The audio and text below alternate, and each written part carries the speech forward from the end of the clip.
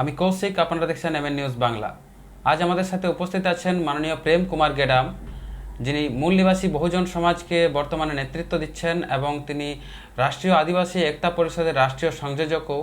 উনি আমাদেরকে আজকে সময় দিয়েছেন আদিবাসীদের বিষয়ে কিছু গুরুত্বপূর্ণ চর্চা আলোচনার জন্য।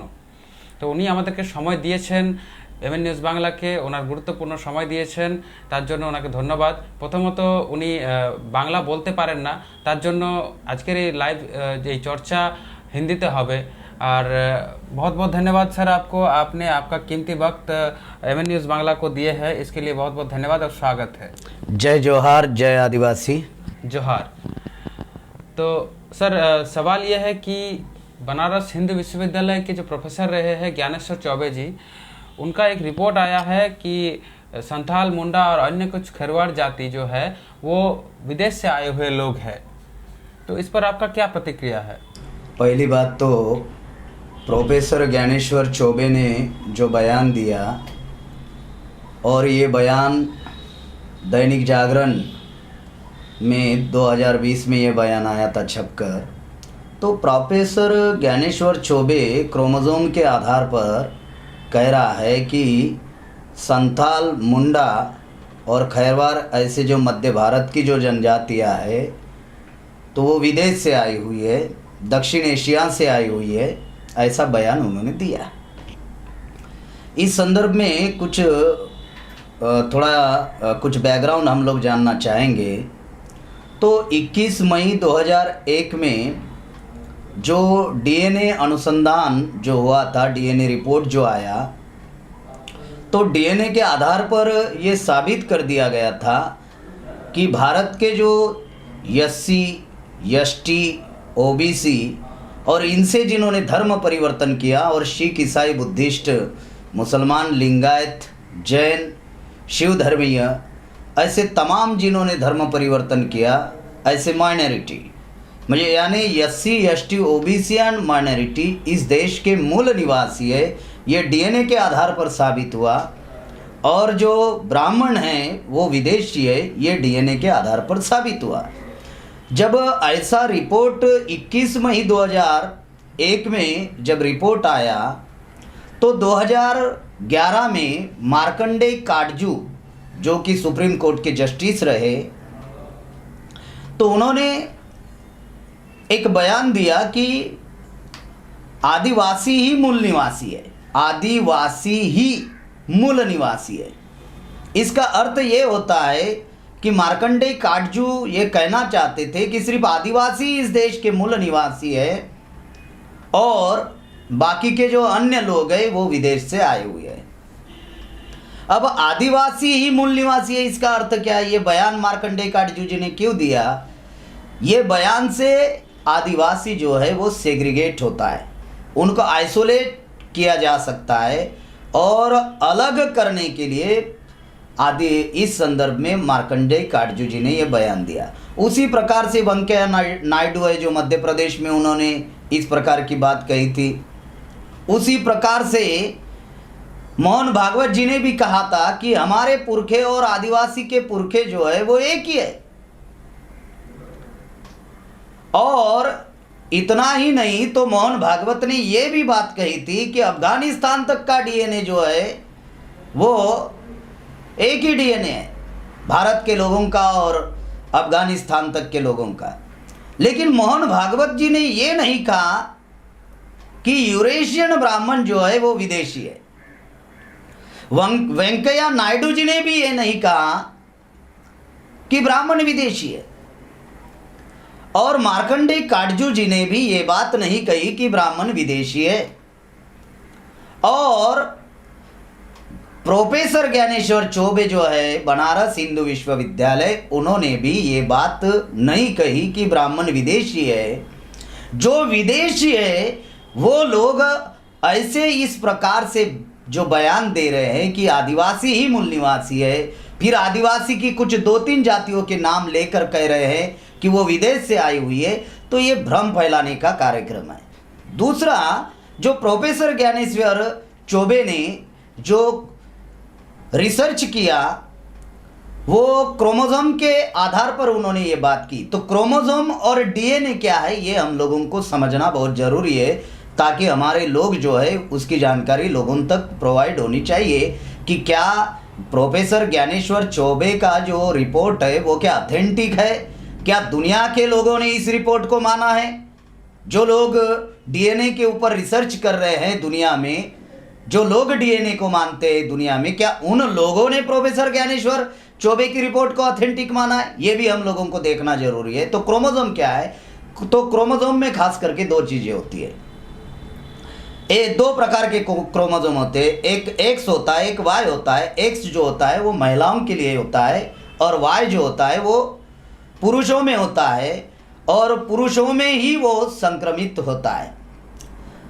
तो और क्रोमोसोम में डीएनए होता है, लेकिन क्रोमोसोम जो है वो ऑथेंटिक नहीं होता। क्रोमोसोम से हिस्ट्री पता नहीं चलती, क्रोमोसोम से कौन कहाँ से आया कौन कहाँ से नहीं आया ये क्रोमोसोम से पता नहीं चलता, बल्कि डीएनए जो है वो ऑथेंटिक होता है। और डीएनए से ये बात पता चलती है, किसी चीज़ की हिस्ट्री पता चलती है। और इतना ही नहीं, तो कौन कहाँ से आया वो सारी चीज़ें जो है वो डीएनए से जो है वो पता चलती है। हालांकि डीएनए क्रोमोसोम से ही बनता है, इस बात को हम लोगों को थोड़ा समझना होगा। तो क्रोमोसोम के आधार पर जो बात कही गई प्रोफेसर चौबे के द्वारा कि संथाल, मुंडा, खैरवार जो ये आदिवासी जो जातियाँ है ये जो है ये विदेशी है, ऐसा उन्होंने कहा। तो मैं आदिवासी भाइयों को ये बात कहना चाहता हूँ कि आज ब्राह्मण लोग हम लोगों को विदेशी घोषित करने का कार्यक्रम कर रहे हैं, हालांकि वो खुद विदेशी है, और ये डीएनए के आधार पर सिद्ध हुआ कि वो लोग विदेशी है। अब विदेशी लोग यहाँ के मूल निवासी लोगों को विदेशी घोषित कर रहे हैं। इस बात को हमें समझना जरूरी है कि आखिरकार जो है ऐसा वो लोग क्यों कर रहे हैं, ऐसा प्रोफेसर ज्ञानेश्वर चौबे द्वारा रिपोर्ट क्यों प्रकाशित किया। आज दो आदिवासी जातियों को लेकर ये बात कही गई, कल हो सकता है भविष्य में कि सभी आदिवासी विदेश से आए हैं, ऐसा वो लोग कह सकते हैं।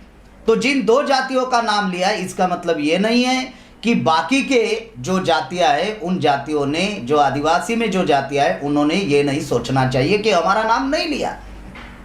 मैं ये बात इसलिए आप लोगों को कह रहा हूँ, और मैं जनता को भी ये बात बताना चाहता हूँ कि आखिरकार जो ब्राह्मण डीएनए के आधार पर खुद विदेशी है वो ऐसा क्यों कह रहा है, इसको समझना बहुत जरूरी है। तो उसके मैं रीज़न मैं बताना चाहता हूँ। नंबर एक तो ब्राह्मण ये जो बयान दिया ये कंट्रोवर्सी निर्माण करने के लिए बयान दिया गया है। दूसरा, ये बयान इसलिए ये रिपोर्ट इसलिए झूठा रिपोर्ट इसलिए ये प्रकाशित किया गया, मैं इसको झूठा रिपोर्ट मानता हूँ।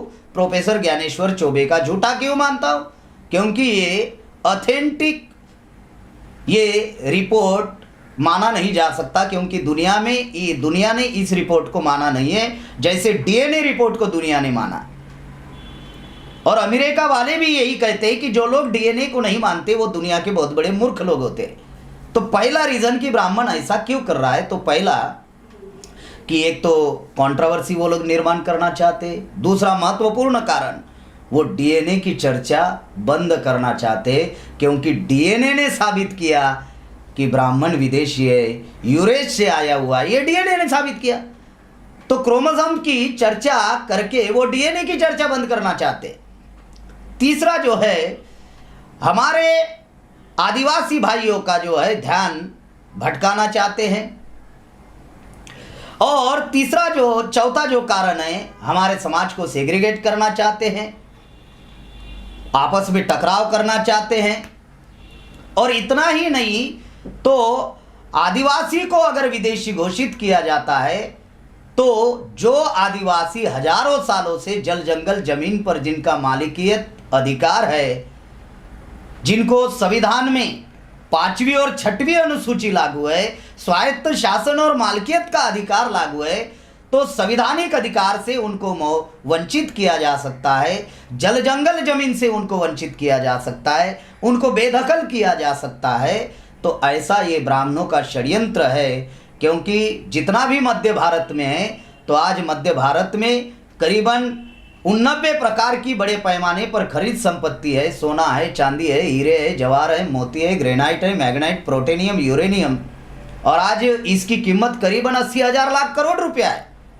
और ये धातु जो है टाटा बिरला, मफतलाल अंबानी जो है, अडानी जो है, ये चुराना चाहते हैं, लेना चाहते हैं, और इसके लिए पुलिस प्रशासन का भी वो लोग इस्तेमाल करते हैं।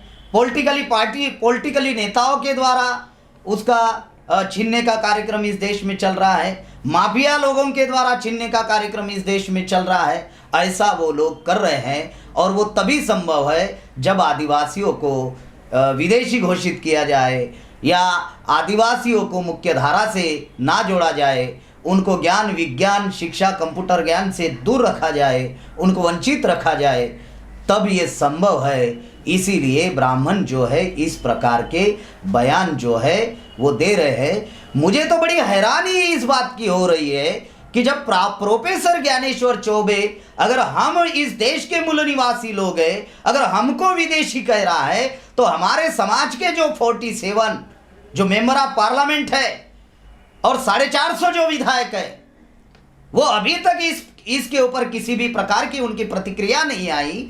तो मुझे बड़ी हैरानी हो रही है कि ये क्या आदिवासियों के प्रतिनिधि है? तो बिल्कुल कहा नहीं जा सकता कि ये आदिवासियों के प्रतिनिधि है, बल्कि ये पार्टी और हाईकमांड के गुलाम लोग हैं। जो डॉक्टर बाबा साहब अम्बेडकर ने कहा कि पुनः करार की वजह से हमारे समाज में दलाल और भड़वे पैदा हुए, तो ये गुलाम लोग हैं, ये दलाल लोग हैं, ये एजेंट लोग हैं कि कोई एक ब्राह्मण हम लोगों को विदेशी कह रहा है, और उसके ऊपर किसी भी प्रकार की कोई प्रतिक्रिया नहीं आ रही। और ये भी प्रतिक्रिया, ये जो रिपोर्ट है प्रोफेसर ज्ञानेश्वर चौबे ने, ये रिपोर्ट लॉकडाउन में दिया है। 2020 में लॉकडाउन चल रहा था, उस दौरान शायद मेरे जानकारी के अनुसार शायद अक्टूबर महीने में ये रिपोर्ट उन्होंने पब्लिश किया। यानी देश कोरोना महामारी में है और देश संकटकालीन स्थिति में चल रहा है, और संकटकालीन स्थिति में ये रिपोर्ट उन्होंने पब्लिश किया, और इस प्रकार का जो है बयान आज पेपर में दिया गया। तो भारत के तमाम आदिवासी भाइयों को मैं कहना चाहता हूं कि डीएनए के आधार पर ब्राह्मण विदेशी है, और हम SC ST OBC and minority, हम लोग इस देश के मूल निवासी लोग हैं। इस बात को हम लोगों को ध्यान में रखना होगा। ये जो मूल निवासी शब्द आप बोल रहे हैं, इस पर एक प्रतिक्रिया आया है जो आदिवासी मूल निवासी है, और इस पर ये प्रतिक्रिया आया है छोटू भाई वसावा जी, जो भारतीय ट्राइबल पार्टी के अध्यक्ष है। उनका कहना यह है कि आदिवासी आदिवासी ही है, और मूल निवासी शब्द से आदिवासी का पहचान खो जाता है। तो इस पर आप क्या बोलना चाहेंगे? पहली बात तो हम लोगों ने जो ट्विटर ट्रेंड चलाया, और करीबन 1,05,000 से ज़्यादा लोगों ने रिट्वीट किया, और बहुत सारे जो आदिवासियों में जो सेलिब्रिटीज़ है जी, वो ट्रेंड में भी आया। हाँ, उन्होंने भी जो है रिट्वीट किया था। और हमने जो चलाया ट्रेंड जो है आदिवासी मूल निवासी है, ये ट्रेंड जो है लिस्टिंग में भी आया था, और करोड़ों लोगों तक हम कह सकते हैं ये मैसेज जो है ट्विटर ट्रेंड की वजह से ये मैसेज प्रोवाइड हुआ। क्योंकि हमारा देशव्यापी संगठन है, 22 राज्य में है। आज राष्ट्रीय आदिवासी एकता परिषद कार्यरत है 22 राज्य में। तो देश भर में लोगों ने इस ट्रेंड को समर्थन किया। उन सभी लोगों का सबसे पहले मैं हार्दिक अभिनंदन करता हूँ। दूसरी बात, इस ट्रेंड के ऊपर छोटू भाई वसावा जो है BTP के प्रेसिडेंट है, उन्होंने एक प्रतिक्रिया दी। वो प्रतिक्रिया पढ़कर मैं बहुत हैरान हुआ कि छोटू भाई वसावा जी कह रहे हैं कि आदिवासी मूल निवासी नहीं है। ये तो प्रोफेसर ज्ञानेश्वर चौबे कह रहा है, ये तो ब्राह्मण कह रहा है कि आदिवासी मूल निवासी नहीं है, ये ब्राह्मण कह रहा है। और छोटू भाई वसावा भी मूल निवासी शब्द का विरोध कर रहे हैं। तो मुझे बड़ी हैरानी हुई कि छोटू भाई वसावा जी से ये अपेक्षा तो है नहीं। हमारे समाज के बुजुर्ग व्यक्ति है और सीनियर पॉलिटिशियन भी है और समाज उनको अपना मोटिवेटर भी मानता है, आदर्श भी मानता है। और छोटू भाई वसावा जी के द्वारा इस प्रकार की प्रतिक्रिया जो आई, तो ये प्रतिक्रिया कोई ऑथेंटिक प्रतिक्रिया नहीं है। मुझे वो प्रतिक्रिया उनकी पढ़कर बड़ा दुख हुआ। मैं इस रेफरेंस में 2-3 बातें जनता को भी बताना चाहता हूँ कि आदिवासी और मूल निवासी शब्दों को लेकर जो देश भर में कुछ लोग जो भ्रम फैला रहे हैं, उस बात को हम लोगों ने समझना बहुत ज़रूरी है। और ये छोटू भाई वसावा जी की जो प्रतिक्रिया है, ये कोई पहली प्रतिक्रिया नहीं है मूल निवासी शब्दों को लेकर। इसके पहले भी छोटू भाई वसावा जी ने हमारे विरोध में इस प्रकार की प्रतिक्रिया दी। हम लोगों ने उस रेफरेंस में छोटू भाई वसावा जी को एक लेटर भी जारी किया था, जिसका जवाब अभी तक छोटू भाई वसावा जी ने दिया नहीं। ये पत्र है, ये पत्र मैं खास करके एमएन न्यूज़ बांग्ला पर दिखा रहा हूँ ताकि ये पत्र जनता भी देखे कि छोटू भाई वसावा जी को हमने 13 अगस्त 2020 को पत्र लिखा था और उस पत्र में हम लोगों ने कुछ सवाल उनको पूछे गए थे, खास करके इस पत्र में। और सवाल में हम लोगों ने ये सवाल पूछे कि आप मूल निवासी शब्द का विरोध कर रहे हैं, तो आदिवासी तो मूल निवासी है, आदिवासी जो है वो मूल निवासी है, तो आदिवासी मूल निवासी जब है तो मूल निवासी शब्द का विरोध करने का क्या मतलब है। दूसरी बात, अगर छोटू भाई वसावा जी को ऐसा लगता है कि मूल निवासी शब्द से आदिवासी शब्द खत्म होगा, तो उन्होंने जो पार्टी बनाई भारतीय ट्राइबल पार्टी, वहाँ पे कहाँ आदिवासी शब्द है। अगर आदिवासी शब्द को लेकर अगर उनकी इतनी ही चिंता है तो भारतीय आदिवासी पार्टी चाहिए थी। उन्होंने भारतीय ट्राइबल पार्टी बनाई, उन्होंने खुद ट्राइबल शब्द का इस्तेमाल किया है, संवैधानिक शब्द का इस्तेमाल किया है, उन्होंने आदिवासी शब्द नहीं लिखा है। तो कहने का मतलब ये है कि आदिवासी जो है वो मूल निवासी है, क्योंकि आदिवासी नाम की कोई जाति नहीं है। जैसे किसान नाम की कोई जाति नहीं है, उसी प्रकार से आदिवासी नाम की कोई जाति नहीं है। आदिवासी जो है ये प्रचलित शब्द है, ये समाजशील शब्द है, मतलब समाज के द्वारा उच्चारण किया गया शब्द है, ये प्रचलित शब्द है आदिवासी शब्द। यानी आदिवासी जो शब्द है ये कानूनन शब्द नहीं है, ये संवैधानिक शब्द नहीं है, ये समाज प्रचलित शब्द है। जैसे किसान शब्द समाज प्रचलित है, उसी प्रकार से ये शब्द है। तो आदिवासी जो है मूल निवासी है। और छोटू भाई वसावा जी ने जो प्रतिक्रिया दी, तो उस प्रतिक्रिया के ऊपर मुझे बड़ी हैरानी हो रही है कि हमारे समाज के इतने जानकार व्यक्ति है, तो कम से कम छोटू भाई वसावा जी ने डीएनए रिपोर्ट जो है कम से कम पढ़नी चाहिए। अगर उनके पास अवेलेबल नहीं होगी तो हम लोग प्रोवाइड कर देंगे। छोटू भाई वसावा जी से मेरी एक बार मुलाकात हुई है भरूच में, जब कार्यक्रम था, तो छोटू भाई वसावा जी और महेश भाई वसावा जी और मैं भी उस कार्यक्रम में एक ही मंच पर हम लोग थे। तो काफ़ी हमारी चर्चा भी हुई उस रेफरेंस में। तो ये जो प्रतिक्रिया उनके द्वारा जो आई, तो ये कोई ऑथेंटिक प्रतिक्रिया नहीं है। दूसरी बात मैं ये कहना चाहता हूँ कि अगर मूल निवासी शब्द का अगर उनको इतना ही विरोध है, तो भारत में अन्य जातियाँ भी मूल निवासी है, जैसे शेड्यूल कास्ट है, ओबीसी है, माइनॉरिटी है। क्योंकि डीएनए के आधार पर हम एससी एसटी ओबीसी माइनॉरिटी के लोग जो है, हम लोग एक है डीएनए के आधार पर। अब छोटू भाई वसावा जी कह रहा है कि आदिवासी मूल निवासी नहीं है, या मूल निवासी से आदिवासी की पहचान खत्म होगी। तो मैं छोटू भाई वसावा जी को एक विनती करता हूँ कि और एक तो वो अपने आईडी से ऑथेंटिक पोस्ट लिखे, या फिर एक वीडियो वायरल करे कि मुझे सिर्फ भारत में मेरे पार्टी को सिर्फ आदिवासी ही वोट करे, शेड्यूल कास्ट, ओबीसी और माइनॉरिटी को वोट करने की जरूरत नहीं है, क्योंकि उन्होंने तो ट्राइबल पार्टी बनाई है। तो शेड्यूल कास्ट, ओबीसी और माइनॉरिटी को वोट करने की जरूरत नहीं है, ऐसा ऐलान उन्होंने करना चाहिए अगर मूल निवासी शब्द का वो विरोध कर रहे हैं तो। और दूसरी बात, अगर मान लीजिए दुश्मन हम लोगों को सेग्रीगेट कर रहा है, दुश्मन हम लोगों को आइसोलेट कर रहा है, और हम भी अगर सेग्रीगेट और आइसोलेट होकर अगर हम लोग काम करेंगे तो हम लोग को किसी राज्य का मुख्यमंत्री भी बनाने लायक नहीं रहेंगे आने वाले दिनों में। जैसे उदाहरण के लिए जो दिल्ली में अगर सरकार बनाना है तो करीबन 543 में से 272 मेजॉरिटी चाहिए मेंबर ऑफ पार्लियामेंट।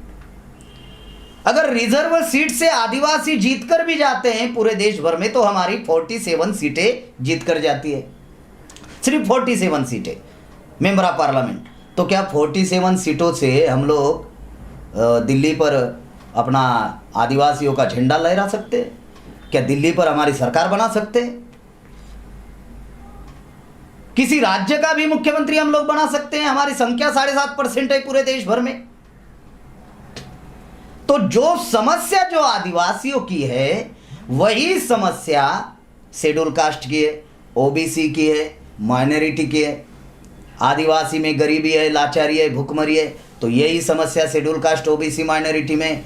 आदिवासी का रिजर्वेशन खत्म हो रहा है तो यही शेड्यूल कास्ट, ओबीसी, माइनॉरिटी का भी हो रहा है। आदिवासियों की भी नौकरियां खत्म हो रही है तो यही शेड्यूल कास्ट, ओबीसी और माइनॉरिटी की हो रही है।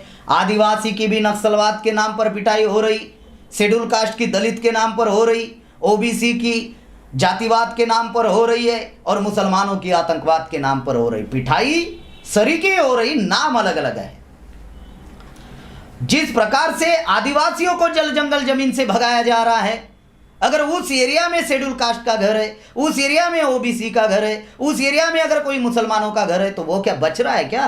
तो आदिवासी के घर जैसे उजड़ रहे हैं तो उस एरिया के शेड्यूल कास्ट, ओबीसी और माइनॉरिटी के भी घर उजड़ रहे हैं। मेरा कहने का मतलब यह है कि अगर हमारे साथ अगर एक ही सरी का अन्याय अत्याचार हो रहा है तो हम लड़ाई अलग अलग क्यों लड़ रहे हैं, और आपस में लड़ाई लड़ने की प्रतिक्रिया हम लोग सोशल मीडिया पर क्यों दे रहे हैं? तो इस प्रकार की प्रतिक्रिया नहीं होनी चाहिए। हम लड़ाई अलग अलग नहीं लड़नी चाहिए। अलग अलग लड़ाई लड़ने से दुश्मन का फायदा होगा, और अलग अलग विभाजित करके ही दुश्मन हमारी पिटाई कर रहा है, तो अलग अलग लड़ने से दुश्मन का फायदा होगा, हमारा तो नुकसान ही है।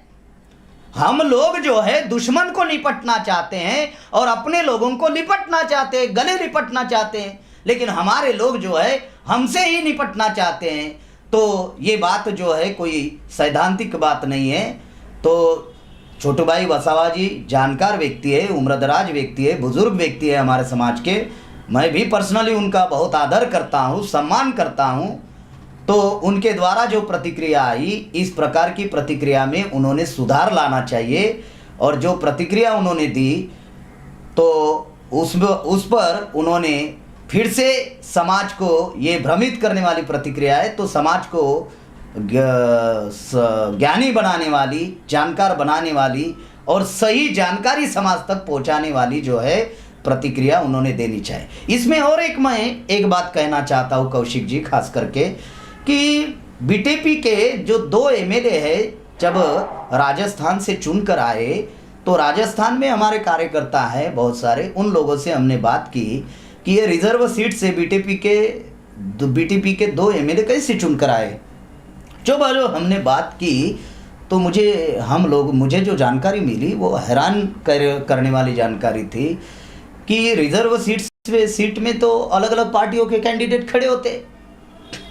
तो अगर मान लीजिए रिजर्व सीट से अगर 10 कैंडिडेट खड़े हैं तो ट्राइबल का वोट तो है, वो डिवाइड तो हो जाएगा, और जब ट्राइबल का वोट डिवाइड हो जाएगा तो फिर लड़ झगड़ने वाले ईमानदार लोग कैसे चुनकर आएंगे इस ज्वाइंट इलेक्टोरेट की वजह से।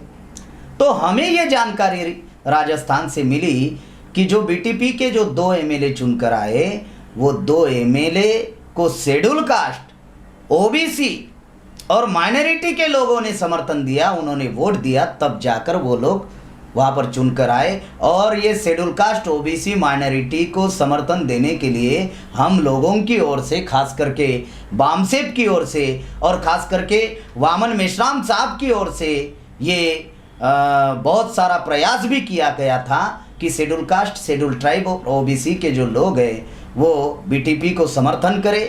और उस वक्त हमारी ओर से भी हम लोगों ने कोई कैंडिडेट उस क्षेत्र में नहीं दिया था।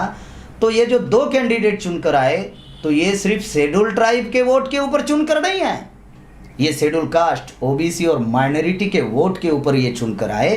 तो छोटू भाई वसावा जी को इस बात की जानकारी होनी चाहिए, खास करके कि शेड्यूल कास्ट, ओबीसी और माइनॉरिटी ये भी मूल निवासी है। मूल निवासी और आदिवासी, आदिवासी ये पहचान है, जैसे किसान पहचान है, जैसे शेड्यूल कास्ट के लोगों को अछूत कहा गया था, उनके साथ अछूत का व्यवहार किया गया था, अनटचेबिलिटी का व्यवहार किया गया था। तो अछूत तो ये कोई संविधानिक तो है नहीं, अछूत शब्दों को तो कोई कानून मान्यता तो है नहीं। तो ये बात जो है छोटू भाई वसावा जी को जानकारी होनी चाहिए कि हम SC ST OBC और माइनॉरिटी इस देश के मूल निवासी लोग हैं। हमारी पहचान अलग अलग हो सकती है, लेकिन हमारा रेस, हमारा वंश, हमारा DNA जो है वो ये एक है। तो सर और एक बात है जो कि आपने बताया कि SC ST OBC and minority मूल निवासी है, तो इस पर कई सवाल आते हैं। जैसे कि बोला जाता है कि अगर ये सब मूल निवासी है तो इनका कल्चर अलग अलग क्यों है? कल्चर अलग अलग। और एक बात है सर, अभी फिलहाल कुछ दिनों से सोशल मीडिया पर ऐसा भ्रम फैलाने वाले प्रतिक्रिया आ रहे हैं कि बाबा साहेब आदिवासी शब्द का विरोध किए थे। जयपाल सिंह मुंडा का आदिवासी शब्द का डिमांड था, लेकिन बाबा साहेब ने विरोध किया था। तो इस पर आप समाज को कुछ राह दिखाए। पहली बात तो आपने जो पहला सवाल पूछा उसका मैं आखिरी जवाब देना चाहूँगा, लेकिन अभी जो आपने सवाल पूछा उस पर मैं बात रखना चाहूँगा। पहले कि जयपाल सिंह मुंडा जी ने आदिवासी शब्द लिखने के लिए कहा गया था, लेकिन बाबा साहब ने लिखा नहीं। ऐसा समाज में जो लोग प्रचार कर रहे हैं, मैं उनको गधे कह रहा हूँ। ये गधे बुद्धिजीवी है। पहली बात तो एक तो उन्होंने जयपाल सिंह मुंडा को ठीक से पढ़े नहीं होंगे, या एक तो बाबा साहब आम्बेडकर को ठीक से पढ़े नहीं होंगे। ये मूर्ख लोग हैं जो समाज में सुनी सुनाई हुई बातों को प्रचार करते रहते हैं। सुनी सुनाई हुई बातें, किसी ने कान में कान मंत्र डाल दिया कि जयपाल सिंह मुंडा जी ने ऐसा कहा और बाबा साहब ने ये नहीं किया। तो ये ऐसा इसलिए कहना कर रहे हैं वो लोग ताकि आदिवासी जो है वो बाबा साहब आम्बेडकर के विचारों से ना जुड़े, उनके आंदोलन से ना जुड़े, उनसे प्रेरणा ना ले। इसीलिए आदिवासी समाज को आम्बेडकराइट मूवमेंट से दूर रखने के लिए ऐसा वो लोग प्रयास करते हैं। इसलिए मैंने कहा कि ये मूर्ख लोग हैं, ये गधे बुद्धिजीवी। इनका नया व्याख्या है गधे बुद्धिजीवी। क्यों? क्योंकि ये पढ़ते नहीं हैं, छानबीन करते नहीं है, बयान देते हैं। साथियों, जब संविधान सभा का जब चुनाव हुआ 2 सितंबर 1946 में इंटरिम गवर्नमेंट बनी और उसके बाद में संविधान सभा का चुनाव हुआ, तो गांधी जी के द्वारा यह ऐलान किया गया और schedule caste, schedule tribe, OBC और माइनॉरिटी, ये जो मूल निवासी बहुजन समाज के जो लोग हैं, खास करके इनमें से आदिवासी और ओबीसी को गांधी जी ने टिकट नहीं दी। संविधान सभा की टिकट नहीं दी। जयपाल सिंह मुंडा जी जो है वो नॉमिनेट किए गए थे, वो चुनकर नहीं गए थे संविधान सभा में, तो उनको टिकट नहीं दी। मतलब गांधी जी ने आदिवासी को भी टिकट नहीं दी और गांधी जी ने ओबीसी को भी टिकट नहीं दी थी।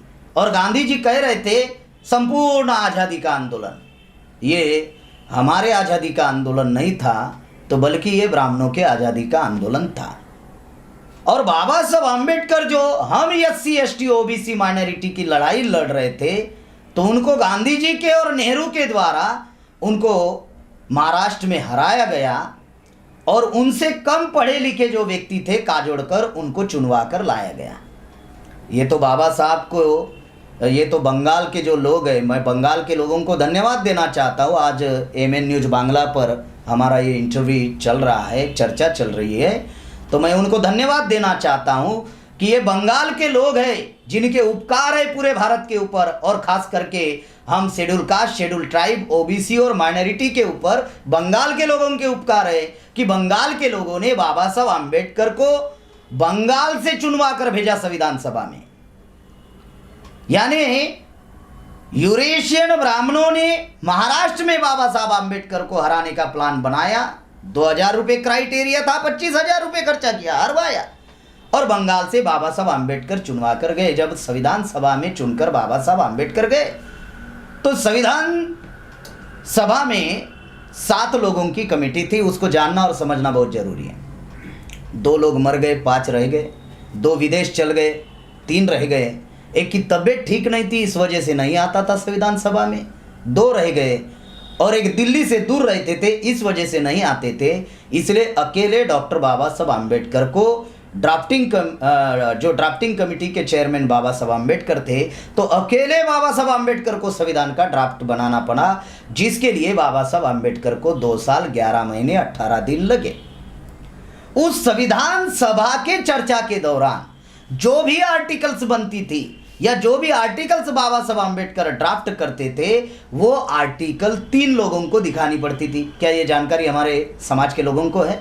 3 लोगों को, एक थे पंडित जवाहरलाल नेहरू, एक थे डॉक्टर राजेंद्र प्रसाद, और एक थे सरदार वल्लभ भाई पटेल। ये 3 लोगों को दिखाना पड़ता था। अगर ये 3 लोगों ने अगर मान्य किया तो वो सदन में चर्चा होती थी। तो ड्राफ्टिंग कमेटी के ड्राफ्टिंग के दौरान और चर्चा के दौरान जो भी चर्चाएं संविधान सभा में चली, उसका ऑन रिकॉर्ड अवेलेबल है। हमारे बुद्धिजीवी लोगों ने वो रिकॉर्ड पढ़ना चाहिए। कॉन्स्टिट्यूशनली डिबेट्स एंड डिस्कशन के वॉल्यूम और वॉल्यूम नंबर 2 में, और पेज नंबर भी 275, 288, ये पेज नंबर के भी साथ कह रहा हूं, वो पेज नंबर भी पढ़ना चाहिए। और वहां पर जयपाल सिंह मुंडा जी और बाबा साहब आम्बेडकर की चर्चा का विश्लेषण दिया हुआ है।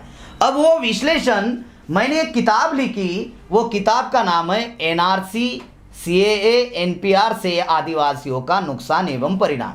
ये वो किताब है, और इस किताब में जो समस्याएं देश भर में चल रही है आदिवासियों के ऊपर, उसके बारे में भी लिखा हुआ है। और जो जयपाल सिंह मुंडा और बाबा साहब को लेकर जो भ्रम फैलाया जा रहा है कि जयपाल सिंह मुंडा जी ने आदिवासी शब्द कहा, लेकिन बाबा साहब आम्बेडकर ने आदिवासी शब्द नहीं लिखा, ये जो प्रचार चल रहा है, इसका पूरा पोस्टमार्टम मैंने इस किताब में किया है। यानी संविधान सभा का वो पूरा चर्चा का पूरा ड्राफ्ट उस दिन का, यानी 1 दिसंबर 1948 का जो ड्राफ्ट है और 2 दिसंबर 1948 का जो ड्राफ्ट है, वो दोनों भी ड्राफ्ट लिया। बट उसका संक्षिप्त में मैं कुछ बात कहना चाहता हूँ, वो थोड़ा पढ़कर बताना चाहता हूँ ताकि हमारे लोगों को समझ में आए। जब जयपाल सिंह मुंडा ने ये मुद्दा उपस्थित किया कि मुझे गर्व है कि मैं आदिवासी हूँ और इस देश का मूल निवासी हूँ, यानी जयपाल सिंह मुंडा ने भी मूल निवासी शब्द प्रयोग किया, जो छोटू भाई वसावा जी विरोध कर रहे हैं। जयपाल सिंह मुंडा जी भी कह रहे हैं कि मुझे गर्व है कि मैं आदिवासी हूँ और इस देश का मूल निवासी हूँ। और ये जो आरएसएस के लोग, ये जो विश्व हिंदू परिषद के लोग, ये गांधीवादी लोग, ऐसा जयपाल सिंह मुंडा जी ने कहा है कि जो आदिवासी को गिरिजन कहते हैं, वनवासी कहते हैं, ऐसा उन्होंने बोलना बंद करना चाहिए। और कहा कि मुझे गर्व है मैं आदिवासी हूँ, मूल निवासी हूँ।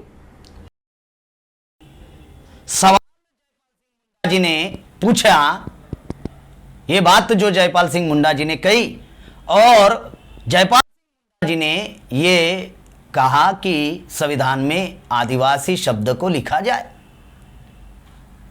और आदिवासी शब्द कितना महत्वपूर्ण है ये भी जयपाल सिंह मुंडा ने अपने भाषण में कही। उस पर ने जो बात कही वो बात के ऊपर मैं आप लोगों को कुछ बातें बताना चाहता हूं। नंबर 1, ने कहा जो कमिटी नियुक्त की गई थी उस कमिटी ने अनुसूचित जनजाति के शब्दांश का उपयोग किया था। जो कमिटी बनाई गई थी के लिए उन्होंने जो शब्द का शब्दांश का किया था, इस वजह से मैंने इस शब्द का संविधान में इस्तेमाल किया। नंबर 1। नंबर अम्बेडकर ने कहा कि है जिसमें कोई कानूनी डी जुरे नहीं है, मतलब डी जुरे ये इटैलिक शब्द होता है, शब्द है, इसका अर्थ होता है कि इसकी कानूनन कोई मान्यता नहीं है। तो ये सामान्य है, समाज मान्य है, ये पहचान है, ये प्रचलित शब्द है, तो इसका डी जुरे नहीं है कानूनन। तो जैसे शेड्यूल का ठोस शब्द है उसी प्रकार से आदिवासी ये शब्द भी संवैधानिक नहीं है।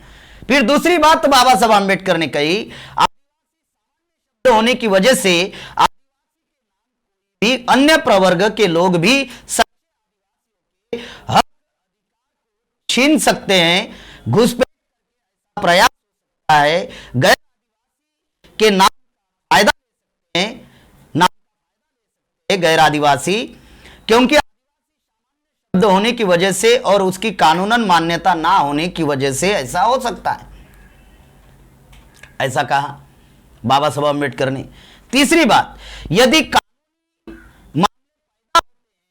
तो शेड्यूल ट्राइब अदालत में जाया जा सकता है। इससे सटीक बचाव होना चाहिए कि कोई में आदिवासी, इसलिए अनुसूचित जनजाति यह शब्द उचित है। अनुसूचित जनजाति यह उद्देश्य आदिवासी विकास एवं कल्याण से जुड़ा हुआ है, इससे का स्टेटस खत्म नहीं होता। बहुत खास बात बाबा साहब आम्बेडकर ने कही। सुप्रीम कोर्ट हो या खत्म करने का अधिकार किसी के पास नहीं है, चाहे या ये खत्म करने का अधिकार किसी के पास नहीं है। ये करने हेतु अनुसूचित जनजाति यह कानूनन शब्द उपयोग में लाया गया। ये जब बात करने कही, ये constitutionally debates and discussion volume number 2 में है। जो हमारे आपको बुद्धिजीवी कहते हैं, उन्होंने इस बात तरीके से पढ़ना चाहिए। मैं 5 से मैं समाज का काम कर रहा हूं, पूर्णकालीन प्रचारक के तौर पर काम कर रहा हूं। तो समाज देश भर में मैं उन बुद्धिजीवी कहता हूं कि ये पढ़ो और पढ़ फिर लिखो। सुनी सुनाई हुई बात को ऑथेंटिक नहीं माना जा सकता। तो करने जब बात कही तो जयपाल सिंह मुंडा जी संतुष्ट हुए और जयपाल सिंह मुंडा जी ने इसके ऊपर किसी भी प्रकार की कोई टिप्पणी नहीं की, ना ही कोई दूसरा शब्द को लेकर जो बयान, उस पर जयपाल सिंह मुंडा संतुष्ट हुए। उसके 2-3 कारण थे। नंबर 1, जयपाल सिंह मुंडा पढ़े लिखे थे, फॉरेन एजुकेशन लिए हुए थे, इंग्लैंड में पढ़ाई हुई थी जयपाल सिंह मुंडा जी की। 1925 में कप्तान थे, बुद्धिजीवी में थे और भी पढ़ाई इंग्लैंड में हुई। समकालीन हो बाबा साहब आम्बेडकर और जयपाल सिंह मुंडा जी की इंग्लैंड में मुलाकात भी हुई होगी, बातचीत भी हुई होगी। दस्तावेज अभी हमारे पास नहीं है, यह छानबीन का मामला है।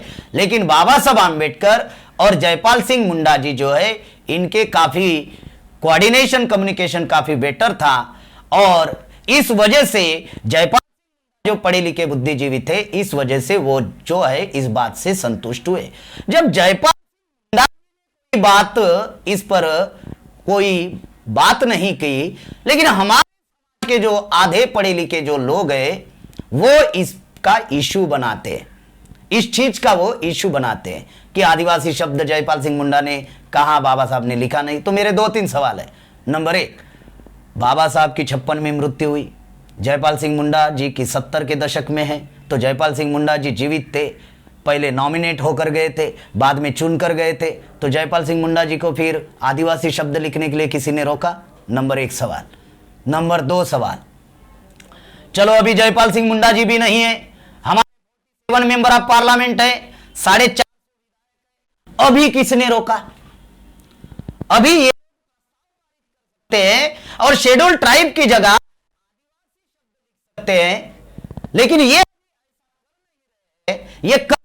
समाज में जाकर भ्रांतियां फैलाते हैं और चिल्लाते हैं कि जयपाल सिंह मुंडा जी ने आदिवासी शब्द कहा, बाबा साहब ने लिखा नहीं, उन्होंने कहा साहब ने लिखा नहीं।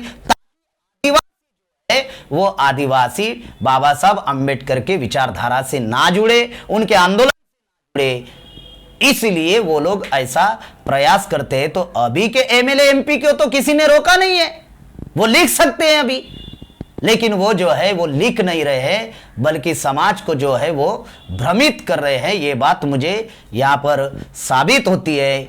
इस बात को लेकर हमारे समाज के बुद्धिजीवी लोगों ने constitutionally debates and discussion volume number 2 पढ़ना चाहिए, नहीं तो मैंने जो किताब एनआरसी की, उस किताब में ये डिबेट्स एंड डिस्कशन मैंने विस्तार से लिखा हुआ है, वो पढ़ना चाहिए। इस पर सर जो कि मेरा सवाल था कि डीएनए एक है बोल रहे हैं, लेकिन कल्चर अलग अलग है जी, तो इस पर आप कुछ हाँ, आपका जो दूसरा क्वेश्चन था कि डीएनए हमारा एक है, कल्चर जो है हमारे वो अलग अलग कैसे हैं, उसको समझना बहुत ज़रूरी है।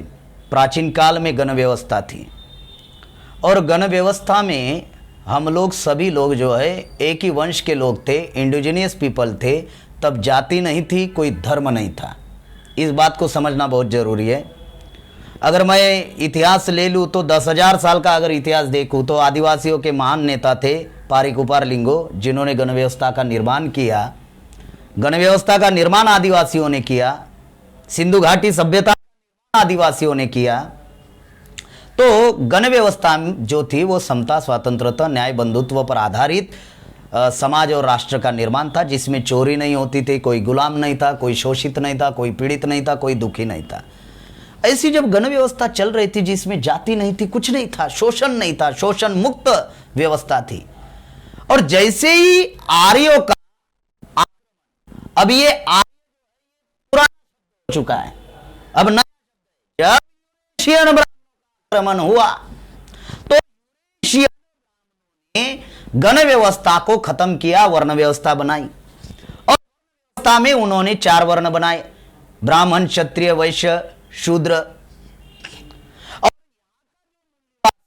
था उसको शूद्र कहा गया। तो शूद्र की ऊपर वर्णों का सेवा करना, ब्राह्मण, क्षत्रिय, वैश्यों का सेवा करना, यह काम था। तो को समझाता हूं, समझाने के लिए मैं मेरे समाज को एक उदाहरण बताना चाहता हूं इस आपके न्यूज चैनल के द्वारा, कि 3 भाई थे, शूद्र की वंश के शूद्र थे, जिन्होंने किया उनको गांव के बाहर रखा, उनके साथ अछूत का व्यवहार किया। एक ही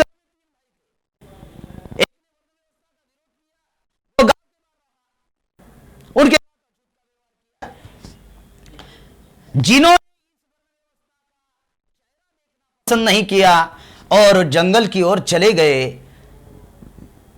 उनको आदिवासी कहा गया। तीसरे भाई ने सोचा, एक ने विरोध किया तो अछूत हो गया, दूसरे ने चेहरा देखना पसंद नहीं किया, जंगल की ओर जाना पड़ा। जंगल की ओर जाने की वजह से क्या हुआ कि शिक्षा, ज्ञान, विज्ञान, कंप्यूटर ज्ञान, ट्रांसपोर्टिंग सिस्टम, दूरसंचार साधनों से उसको वंचित रखा गया, जिनके बुद्धि का विकास नहीं हुआ। मैं कहता हूं कि सिविलाइजेशन हुआ, लेकिन हमारा सिविलाइजेशन अभी तक नहीं किया गया, इस आज तक 70 साल में नहीं हुआ। तो तीसरे भाई ने सोचा कि अगर मैं भी अगर विरोध करूं तो न जाने मेरे साथ किस प्रकार का व्यवहार होगा। तो उनको जो है उन्होंने विरोध ना करते हुए इस वर्ण व्यवस्था के साथ साथ ही वो गांव में रहने लगे, तो उनको फिर शूद्र कहा गया। उनको पिछड़ा कहा गया, जिनको हम वर्तमान में ओबीसी कहते हैं। या एक ही थे का जो आक्रमण हुआ, इनकी टुकड़ों का हुआ, यानी अछूत, शूद्र, आदिवासी गए, शेड्यूल गए थे। बाबा साहब आम्बेडकर ने कहा ये बायकास्ट लोग हैं, वर्णबाह्य लोग हैं। तो जैसे क्या, जब कुछ लोग जंगलों के आसपास रह रहे हैं, कुछ लोग उनके साथ व्यवहार हो रहा है, कुछ लोग वर्ण व्यवस्था अंदर, गांव के अंदर, तो ये हजारों साल से ये जो परिवर्तन हुआ, तो 15 किलोमीटर में शब्द बदल जाते हैं कौशिक जी, 50 किलोमीटर में सेंटेंस बदल जाते हैं, 100 किलोमीटर में टोनिंग बदल जाती है बोली भाषा की। तो इस प्रकार से जो लोग जंगलों के आसपास रहे, वो उनकी कला, सभ्यता, संस्कृति उनके अलग हो गए। तो ये हजारों साल हुए। जैसे हमारे कुछ लोग जो है, गांव देहात के लोग जो है, आदिवासी लोग, संविधान की वजह से जंगलों से बंगलों में आए। अब बंगलों इधर सिविलाइजेशन हुआ, और ब्राह्मण की वजह से, सिविलाइजेशन की वजह से उनके कल्चर जो है, जो ट्राइब के कल्चर थे, आज उनमें दिखाई नहीं देते। हालांकि लेकिन की वजह से, ब्राह्मण की वजह से उनकी पूरी मूल संस्कृति जो है खत्म हो गई। तो 100-2 साल बाद तो उनमें तो कुछ चेंजेस होगा ही। तो ऑब्वियसली ये हजार मामला है। जो उन लोगों के साथ अछूत का व्यवहार हुआ, तो हजार मामला, इस वजह से उनका कल्चर अलग है। आदिवासी का मामला है, इस वजह से उनका कल्चर अलग है। ओबीसी का मामला है, उनके साथ जिस प्रकार से व्यवहार, उस व्यवहार से एक ह्यूमन होता है, इंसान प्रकार से व्यवहार होता है, उस प्रकार से उसका आचरण बनता है। यानी कि आपका कहना है कि ये जो दूरी है और ये जो वर्ण भेद है, इसके कारण कल्चर अलग अलग हो गए, अलग अलग हो गए। इसका हमको विभाजन का काम भी यूरेशियन ब्राह्मणों ने किया, हमारे कल्चर भी अलग अलग हो गए। इसका निर्माता ये यूरेशियन विदेशी ब्राह्मण है। मेरा कहना यह है कि जब अधिकार देने का जब मामला आया, तो बाबा साहब आम्बेडकर के सामने ये संकट खड़ा हुआ कि अब इनको अधिकार कैसे दिया जाए। तो फिर बाबा साहब आम्बेडकर ने ये तीनों वर्ग जो निर्माण हुए यूरोपियनों की वजह से, इसकी व्याख्या बाबा साहब आम्बेडकर ने की, वो थोड़ा बताना मैं चाहूंगा। जैसे 340 आर्टिकल बनाई ओबीसी के लिए, तो बाबा साहब आम्बेडकर ने कहा कि किसको ओबीसी कहा जाए। तो जो एजुकेशनली बैकवर्ड, जो सोशली बैकवर्ड, जिनके साथ अनटचेबिलिटी का व्यवहार नहीं हुआ, और जिनमें ट्राइबल ट्रेड के भी गुण नहीं है, जिनमें किसान, जिनमें खेती के गुण है, तो वो अदर बैकवर्ड क्लास, तो वो अति पिछड़ा हो गया, वो पिछड़ा वर्ग हो गया। फिर शेड्यूल कास्ट के लिए उसकी व्याख्या बनाई कि जो एजुकेशनली बैकवर्ड, जो सोशली बैकवर्ड, जिनमें अनटचेबिलिटी का व्यवहार जिनके साथ हुआ, तो उन जातियों का शेड्यूल बनाया गया। शेड्यूल कास्ट कि ये अछूत जातियां जिनके साथ अछूत का व्यवहार हुआ, और शेड्यूल में ऐसे 1700 जातियों को लिया गया। फिर तो 42 आर्टिकल बनाई शेड्यूल ट्राइब के लिए, और उसमें कहा गया कि जो एजुकेशनली बैकवर्ड, जो सोशली बैकवर्ड, जिनमें ट्राइबल ट्रेड के गुण हैं, जिनमें डिस्ट्रिक्ट कल्चर है, जिनमें टेरिटोरियल पोजीशन है, ऐसे भारत में कितनी जातियां हैं जो गुण ये पाए जाते हैं, तो उनका बनाया गया और उनको संविधान दिया गया शेड्यूल ट्राइब, यानी अनुसूचित जनजाति। हमारे आदिवासी समाज में जाति है, जनजाति, और उन्होंने वो जो है वो जाति में कन्वर्ट कर दिया। जैसे गो टोटम है, संता टोटम है, मुंडा टोटम है, भील ये टोटम है, ये टोटम गुलाम हमारे समाज को, क्योंकि जाति ये पहचान है। हम बटे हुए लोग नहीं है, जातियों में हो गए, ये ब्राह्मणों ने और से क्या हुआ कि टोटम हमारे जाति में कन्वर्ट हो गए। तो जाति हम लोगों को गुलाम का ब्राह्मणों का सबसे बड़ा हथियार है, यानी ब्राह्मणों के दो षड्यंत्र है इस देश में, एक है विभाजन और दूसरा है अज्ञानता। विभाजन ओबीसी माइनॉरिटी के लोग जो है डीएनए होने के बावजूद भी हम एक नहीं हो रहे, और जो है ब्राह्मणों का षड्यंत्र हम लोगों को समझ में नहीं आ रहा है। तो हमारी संस्कृति अस्तित्व जो है, जो हमारी कला सभ्यता जो है वो भिन्न इस वजह से हुई शेड्यूल कास्ट, शेड्यूल ट्राइब और ओबीसी में, क्योंकि ये हजारों साल का जो है सेग्रीगेट का मामला है, हजारों साल का जो है ये आइसोलेशन का मामला है। राष्ट्रीय आदिवासी एकता परिषद के द्वारा एक चरणबद्ध आंदोलन की घोषणा की गई है, तो इसकी ये जो आंदोलन की घोषणा की गई है ये किस मुद्दों पर की गई है? राष्ट्रीय आदिवासी एकता परिषद के द्वारा जो हम लोगों ने चरणबद्ध आंदोलन पूरे देश भर में 22 राज्य और 300 जिला में ये आंदोलन होने जा रहा है, और ये 3 चरणों में होगा। पहला चरण जो है 23 जून 2021 को जिला स्तर पर धरना प्रदर्शन एवं ज्ञापन का कार्यक्रम होगा, संविधान के दायरे में रहकर शांतपूर्ण तरीके से। दूसरा 15 जुलाई 2021 को तहसील स्तर पर धरना प्रदर्शन और ज्ञापन का कार्यक्रम होगा, वो भी संविधान के दायरे में रहकर शांतपूर्ण तरीके से। तीसरा जो कार्यक्रम है 29 जुलाई को है, और ये विशाल रैली का कार्यक्रम हम लोग कर रहे हैं, पूरे देश भर में लाखों लोग हम लोग रोड पर उतरने वाले हैं। अब ये आंदोलन हम लोग क्यों कर रहे हैं ये समझना बहुत ज़रूरी है हमारे समाज के लोगों को। ये आंदोलन इसलिए कर रहे हैं कि साथियों 22 मार्च 2020 को कोरोना महामारी की वजह से लॉकडाउन जारी हुआ। अब लॉकडाउन देश संकटकालीन स्थिति में है, ऐसे स्थिति में जनता की खबरदारी लेना, जनता की सुरक्षा करना, जनता को हेल्थ फैसिलिटीज प्रोवाइड करना, ये सरकार का काम है। तो जब ये सरकार का जब काम है तो सरकार जनता की सुरक्षा करने के बजाय आज जनता के ही विरोध में सरकार जो है कदम उठा रही है। और ज्यादा जो सत्यानाश है आदिवासियों का इस लॉकडाउन में किया है। नंबर 1, जैसे लॉकडाउन हुआ तो जो आदिवासी लोग अन्य राज्यों में रोजगार कर रहे थे, नौकरियां कर रहे थे, तो उन लोगों को उनके मूल गांव पहुंचाने के लिए किसी भी प्रकार की कोई व्यवस्था नहीं की गई, और उनको बहुत तकलीफ सहन करना पड़ा। कुछ लोग भूखमरी से मर गए और कुछ लोग सही सलामत भी घर पहुंचे नहीं, ऐसी परिस्थितियां निर्माण हुई। आपके पास प्रकार का कोई रोजगार नहीं है, अभी भी लॉकडाउन जारी है, तो हमारा ये कहना है कि ऐसे स्थिति में सरकार जो है उनको रोजगार उपलब्ध कराए, नहीं तो जब तक लॉकडाउन तो ऐसे परिवार को बेरोजगारी भत्ता प्रोवाइड करे, और उन परिवारों की उस परिवारों की सहायता जो है वो सरकार करे। नंबर 2, इसी लॉकडाउन दरमियान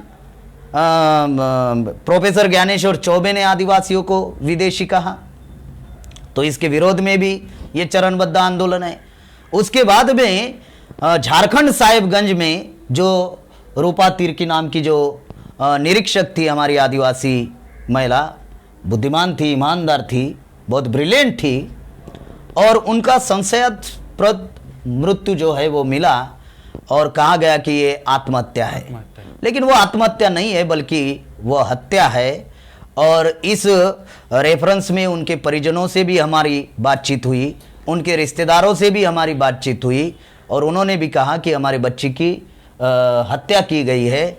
और वो हत्या के पीछे जो है, मैं आप लोगों को बताना चाहता हूं कि वो हत्या के पीछे जो बरहेट के जो विधायक है प्रतिनिधि पंकज मिश्रा जी का हाथ है, ऐसा झारखंड में भी चर्चा चल रही है, और समाज में इस प्रकार की चर्चा चल रही है। और जिस प्रकार से मृत्युदेह संशयास्पद मिला, तो बेड पर उनके पैर जो है लगे हुए थे, और शरीर जो है अर्धनग्न अवस्था में था, तो इतना वो ब्रिलियंट लड़की थी, तो इस प्रकार का आत्महत्या तो कोई नहीं करता है, तो निश्चित रूप से ये हत्या है। तो हमारी ये मांग है इस चरणबद्ध आंदोलन के द्वारा कि इसकी सीबीआई जांच हो, उच्च स्तरीय जांच हो, और उस आदिवासी समाज को इस संदर्भ में न्याय मिले।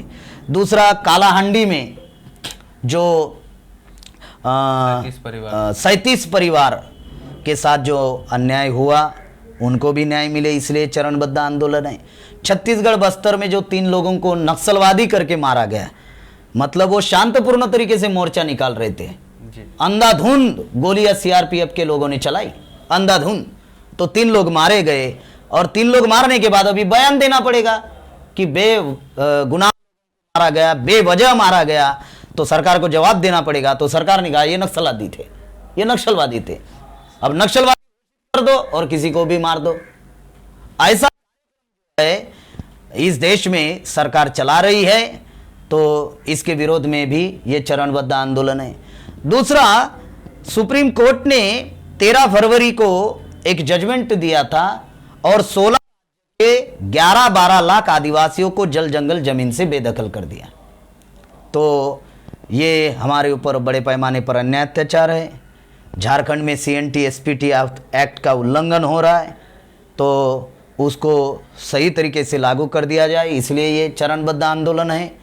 उसके बाद में संविधान में जो 5वीं और 6वीं अनुसूची है, जो संविधान में है स्वायत्त शासन और मालकियत का अधिकार, लेकिन अभी तक उसको लागू नहीं किया है। अमल लागू है, लेकिन अमल है, तो अमल जाए, तो इसलिए चरणबद्ध आंदोलन है।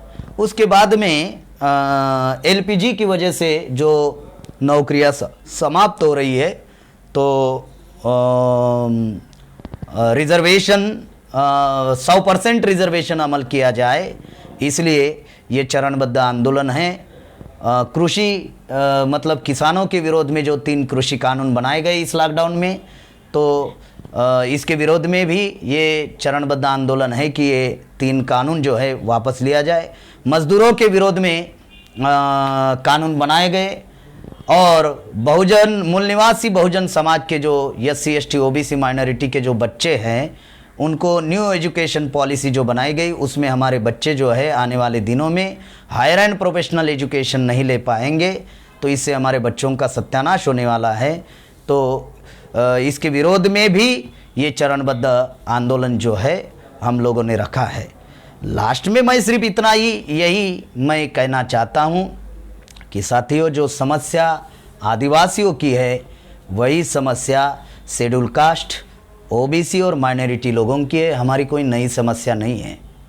ये आखिरी बात मैं मेरे समाज के भाइयों को भी बताना चाहता हूँ, मेरे समाज के नेताओं को भी बताना चाहता हूँ, बुद्धिजीवी लोगों को भी बताना चाहता हूँ, शुभचिंतकों को भी बताना चाहता हूँ कि हम अलग अलग रहकर अगर लड़ाई लड़ेंगे तो हमारी पिटाई होगी और सत्यानाश होगा।